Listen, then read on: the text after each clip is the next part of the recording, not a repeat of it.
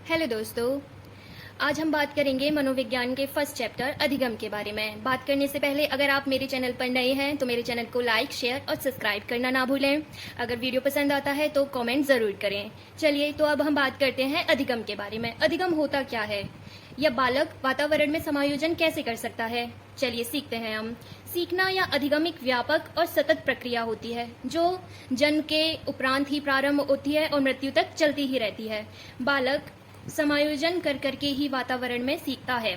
मनुष्य जन्म के उपरांत ही कुछ न कुछ सीखता रहता है और जीवन भर कुछ न कुछ सीखते ही रहता है। धीरे धीरे मनुष्य जो है वो वातावरण में खुद को समायोजित करने का प्रयत्न करता है। समायोजन के दौरान बालक अपने अनुभवों से लाभ उठाने का प्रयास करता है। इस प्रक्रिया को मनोविज्ञान में सीखना कहते हैं। चलिए अब ये तो हमने जान लिया कि बालक कैसे सीखता है वातावरण में। अब हम इसी को मैं एग्जाम्पल के थ्रू आपको बताना चाहूंगी कि बालक कैसे किन चीज़ों से खुद को वातावरण में समायोजित करता है।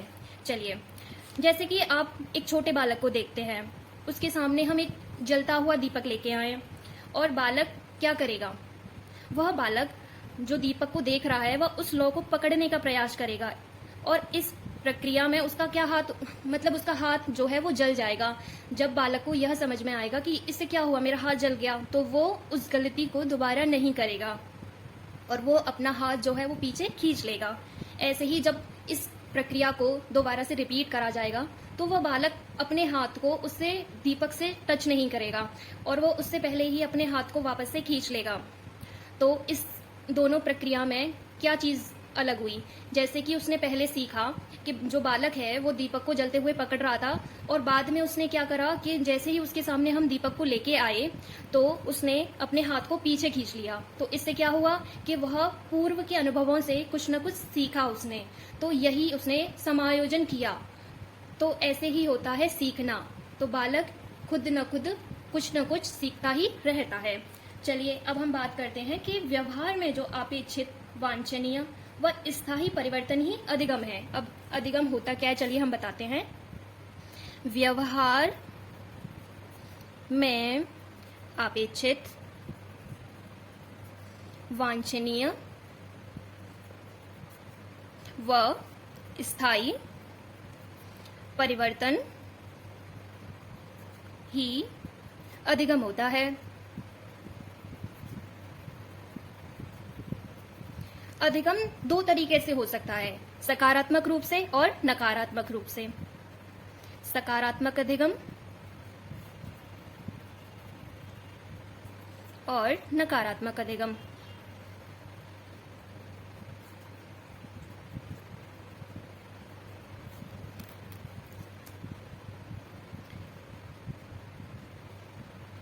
और इनके अलावा अधिगम वांछनीय हो सकता है, अपेक्षित हो सकता है। वांछनीय,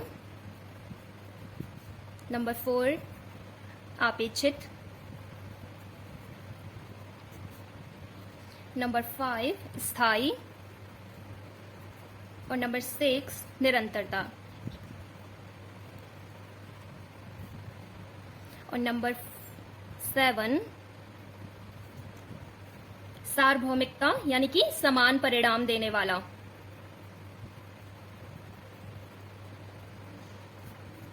समान परिणाम देने वाला।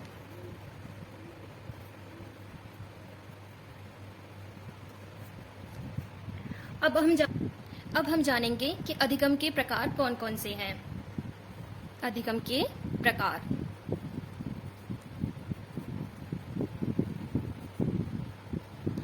फर्स्ट, परिपक्वता यानी कि मैच्योरिटी, और दूसरा अधिगम द्वारा यानी कि प्रयास, प्रयत्न एवं त्रुटि द्वारा। प्रयास, प्रयत्न एवं त्रुटि द्वारा। इसके बारे में बात करने से पहले हम जानेंगे कि जो मनोवैज्ञानिकों ने इसके बारे में जो परिभाषा दी है अधिगम को लेके, चलो उनके बारे में जानते हैं। तो मनोवैज्ञानिक ग्रेड्स एवं अन्य कहते हैं, ग्रेड्स एवं अन्य इसके बारे में कहते हैं कि अनुभव एवं प्रशिक्षण, अनुभव एवं प्रशिक्षण द्वारा व्यवहार में रूपांतरण ही अधिगम है। रूपांतरण ही अधिगम है। इसके अलावा स्किनर ने भी डेफिनेशन दिया है, प्रगतिशील व्यवहार को ग्रहण करने की प्रक्रिया ही अधिगम है। जो प्रगतिशील व्यवहार होता है उसको ग्रहण करने की प्रक्रिया ही अधिगम है।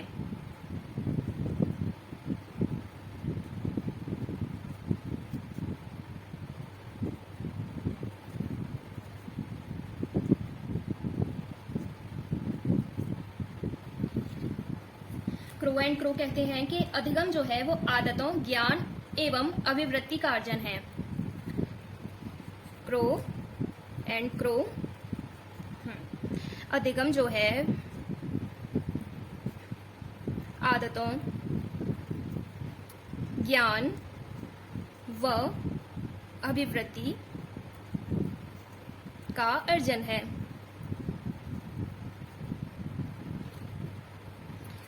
तो ये सारी डेफिनेशन मनोवैज्ञानिकों ने दी है। जाना कि बालक जो है वो अपने अनुभव के आधार पर सारी चीजें अपने अंदर गेन करता है।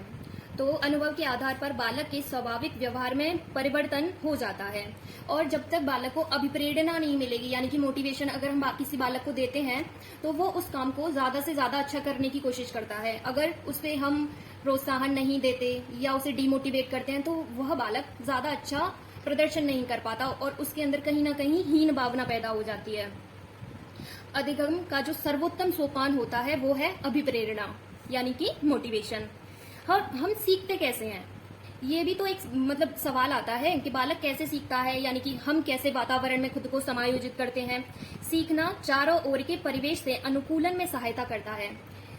ठीक है, तो किसी विशिष्ट सामाजिक सांस्कृतिक परिवेश में कुछ समय रहने के पश्चात हम उस समाज के नियमों को समझ जाते हैं। जैसे कि हम किसी समाज में रह रहे हैं तो वहाँ के क्या नियम कानून हैं, क्या नहीं, पहले ये सारी चीजें हम ऑब्जर्वेशन करते हैं तो हमें क्या समझ में आ रहा है क्या नहीं। तो उसके आधार पर जो बालक है वह खुद को समायोजित करने की कोशिश करता है और उसी के आधार पर अपने आप को स्थायी स्वायत्त अपने अंदर लाने का कार्य करता है। ठीक है, तो मनोवैज्ञानिकों ने मानवों एवं पशुओं पर अनेक प्रकार के अध्ययनों द्वारा सीखने की प्रक्रिया को समझाने का प्रयास किया है। जैसे कि उन्होंने कुछ विधियां भी इस पर लागू की गई हैं जिनका उपयोग सरल एवं जटिल दोनों प्रकार से हो सकता है। तो फर्स्ट होती है शास्त्रीय अनुबंधन। शास्त्रीय अनुबंधन और दूसरी क्रियाप्रसूत अनुबंधन।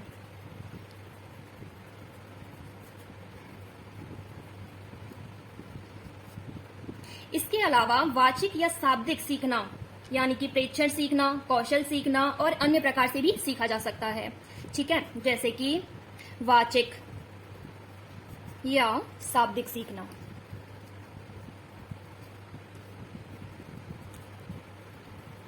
प्रेक्षण सीखना,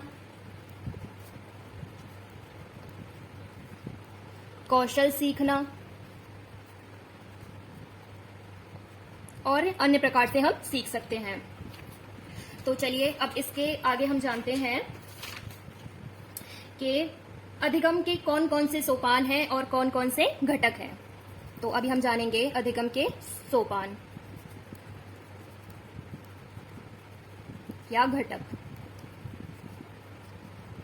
तो इसके बारे में हम बात करेंगे, डेशल ने इसके बारे में क्या बोला है और इसके सोपान कितने होते हैं, 6। ठीक है, तो फर्स्ट होता है अभिप्रेरणा। अभिप्रेरणा यानी कि मोटिवेशन। दूसरा होता है उद्देश्य, कि आपका क्या उद्देश्य है। और तीसरा बाधाएं, किसी भी कार्य को करने में जो बाधाएं आती हैं वो कौन कौन सी हैं और बालक किन किन से उन बाधाओं से अपने आप को बचाता है। और फोर्थ आएगा संभावित अनुक्रियाएं, और प्रयास के बालक कैसे प्रयास करता है और संभावित अनुक्रियाएं उसके लिए क्या क्या उत्पन्न हो सकती हैं। और आता है सबलीकरण, और 6 पे आता है एकीकरण।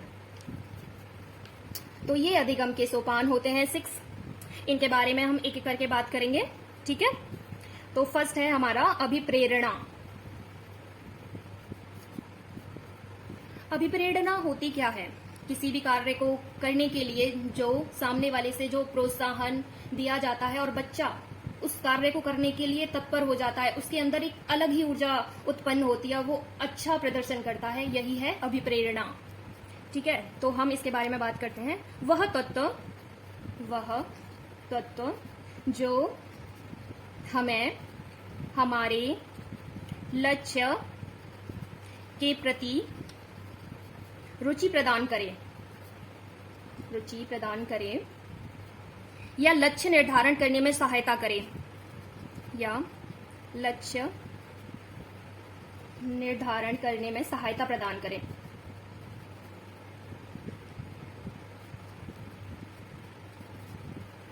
वह अभिप्रेरणा होती है। ठीक है, अब दूसरे पे बात करते हैं हम, उद्देश्य।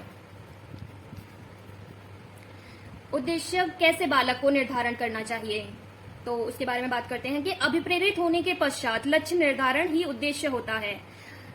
सबसे पहला होगा अभिप्रेरणा, उसके बाद ही जो सेकंड स्टेप आएगा वो है उद्देश्य। तो अभिप्रेरित बालक जब अभिप्रेरित होगा तो उसके बाद ही उद्देश्य निर्धारित किया जा सकता है। तो अभिप्रेरित होने के पश्चात लक्ष्य निर्धारण ही उद्देश्य होता है। अब इसके बाद आता है बाधाएं। कौन कौन सी बाधाएं आती हैं? मनुष्य व उसके लक्ष्य के मध्य आने वाली समस्याएं बाधाएं कहलाती हैं। यानी कि बच्चा जो अपने उद्देश्य को प्राप्त करने के लिए जो जो प्रयत्न करता है, उसके बीच में जो बाधाएं आती हैं वो बाधाएं कहलाती हैं। मनुष्य व उसके लक्ष्य के मध्य आने वाली समस्याएं बाधाएं कहलाती हैं।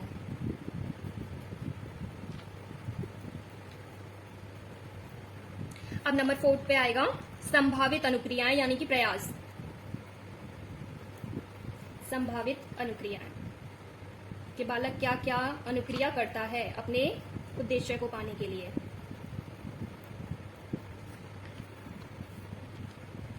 समस्या समाप्ति के लिए होने वाले समस्या समाप्ति के लिए होने वाले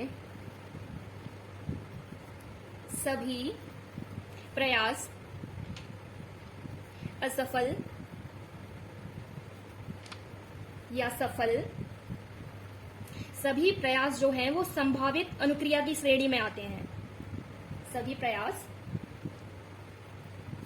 संभावित अनुक्रिया की श्रेणी में आते हैं।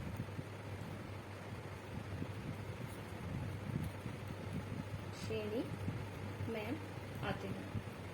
नंबर 5 पे आएगा सबलीकरण। सबलीकरण, ठीक है।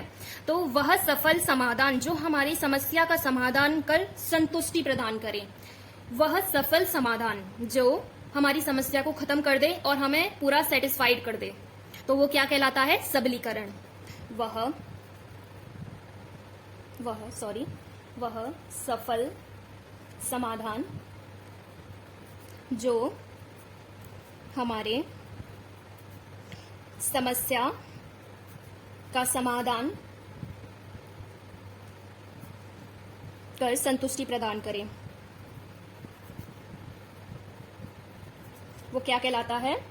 सबलीकरण। ठीक है, तो इसके आगे हम बात करते हैं एकीकरण। एकीकरण, एकीकरण क्या होता है? वह बहुत सारे सफल प्रयासों एवं व्यवहारों का समूह जो हमारी स्मृति में स्थायी रह जाता है। बहुत सारे जो सफल प्रयास होते हैं और हम अपने उद्देश्य को पाने में जो जो हमने एक एक करके स्टेप बाय स्टेप सारी चीजें करी हैं, तो उनमें जो हमारे व्यवहार में जो परिवर्तन आए, व्यवहारों का समूह जो हमारी स्मृति में स्थायी रहता है। तो इसमें होता है कि बहुत सारे सफल प्रयास जो हमने अपने उद्देश्य प्राप्ति के लिए किए हैं और हमारे व्यवहार का एक समूह बन जाता है, जो हमारी स्मृति में स्थायी बन जाता है, जो कभी भी चेंज नहीं होएगा। अगर हम कोई नया व्यवहार बनाए, नया उद्देश्य प्राप्त करें, तो उससे क्या होगा कि जो पुराना वाला व्यवहार है वो नए वाले व्यवहार को एक पॉजिटिव साइन देगा, जैसे कि असफल और सफल बन के बनता है। तो ये जो है एकीकरण, सबलीकरण, ये सारे ना एक स्टेप बाय स्टेप काम करते हैं। तो सबसे पहला क्या था? अभिप्रेरणा। बालक पहले अभिप्रेरित होगा, उसके बाद उसके उद्देश्य के लिए वो अपने लक्ष्य निर्धारण करेगा कि उसे क्या क्या चीजें कैसे कैसे करनी है। फिर जो उद्देश्य में बाधाएं उत्पन्न होती हैं वो इनका निवारण करता है, फिर उनके लिए संभावित प्रयास करता है, फिर सबलीकरण होता है, फिर एकीकरण होता है, फिर उसके बाद एकीकरण। तो चलिए आज के इस वीडियो में हम यहीं तक बात करेंगे। अगले वीडियो में फिर मिलते हैं अधिगम के और सोपानों और घटकों के साथ। अगर मेरा चैनल पसंद आए तो लाइक, शेयर, कमेंट करना ना भूलें। Thank you.